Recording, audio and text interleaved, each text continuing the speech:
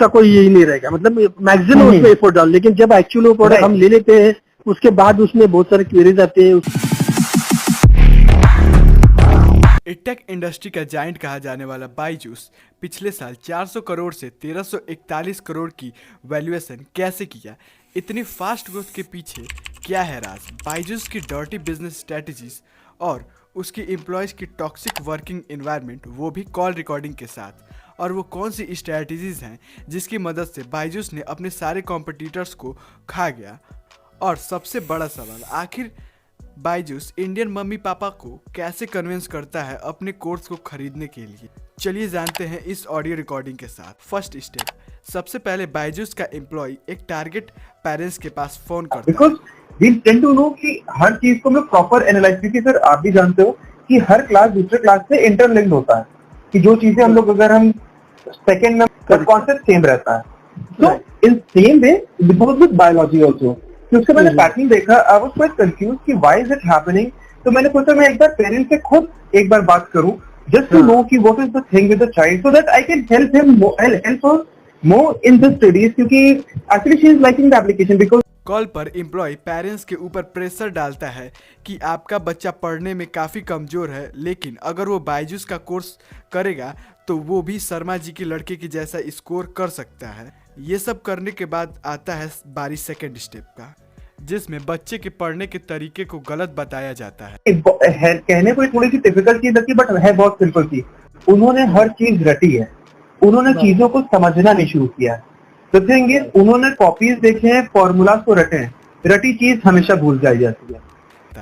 इनका main motive होता है बच्चा चाहे कैसे भी पढ़ता हो उसे रट्टेबाज वाले ग्रुप में डाल देना, और इनके पढ़ने के तरीके को बायजूस के पढ़ाने के तरीके से कंपेयर करते हैं और आग में घी डालने का काम करता है थर्ड स्टेप। लेकिन फोर्थ स्टेप तो मास्टर स्ट्रोक होता है बायजूस का, लेकिन थर्ड स्टेप में बच्चे का फीडबैक लेता है एम्प्लॉय। आप लोग को कि ये चीज के लिए मैं आपसे प्रॉपर्ली बात करूं, राइट? तो जस्ट डू वन थिंग, पहले आप मुझे ये बताओ, अगर मैं आपके लिए ये चीज के लिए बात करूं आपके फादर से, तो but I want one thing from your side. आपके स्कूल स्टार्ट भी हो जाते हैं, आपके स्कूल स्टार्ट हो जाता है, आपका सब कुछ हो जाता है, आप वेकेशन पे जाते हो, but I want one assurity from your side. मैं आपके डैडी से सब कुछ बात कर लूंगा, but I want one assurity from your side कि आप डेली के हिसाब से, all I want only 30 minutes कि उसमें चाहे आप बायोलॉजी पढ़ो, चाहे आप उसमें मैथ्स पढ़ो, चाहे उसमें केमिस्ट्री पढ़ो, चाहे आप फिजिक्स पढ़ो, राइट? बट जब आप पढ़ो तो डेली के हिसाब से आप 30 to 35 मिनट डेली आप पढ़ो उसको। ओके, आप ये कर पाओगे तो आप बताओ, मैं आपके डैडी से बात करूं। हाँ ठीक है, कर पाऊंगी।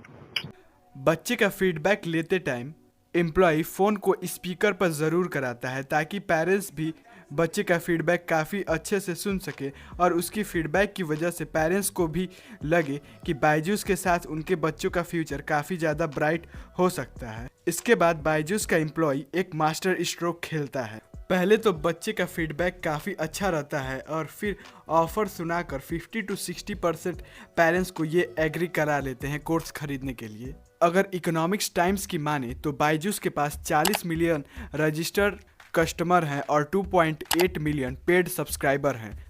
लिटरली ये सब काम तो कोई और भी कंपनी भी कर सकती है, लेकिन बायजूस का कोई तगड़ा कॉम्पिटिटर क्यों नहीं दिखता? बट इससे पहले जानते हैं कि बायजूस के एम्प्लॉयज़ बायजूस से क्यों नफरत करते हैं। बायजूस के 60% एम्प्लॉय ज्वाइनिंग के 3 महीने के अंदर ही रिजाइन कर देते हैं, क्योंकि बायजूस का वर्किंग इन्वायरमेंट काफ़ी ज़्यादा टॉक्सिक और प्रेशर से भरा हुआ है। एम्प्लॉयज़ को कुछ टारगेट दिए जाते हैं, अगर एम्प्लॉयज़ उस टारगेट को हिट नहीं कर पाता है तो उसे मजबूरी में ओवर टाइम करना पड़ता है और बॉस की गाली भी सुननी पड़ती है। लेकिन आज एडटेक इंडस्ट्री में किसी भी कंपनी के पास ये हिम्मत नहीं है जो कि बायजूस को टक्कर दे सके, क्योंकि बायजूस के पास फर्स्ट मूवर एडवांटेज है। बायजूस 2009 से ही काम कर रहा है, जिसकी वजह से इसके पास किसी भी एडटेक कंपनी से ज़्यादा डाटा है, और इसी की वजह से इन्वेस्टर इसमें आंख बंद करके पैसा डालते हैं, जिसकी वजह से फंडिंग की बिल्कुल भी दिक्कत नहीं होती है।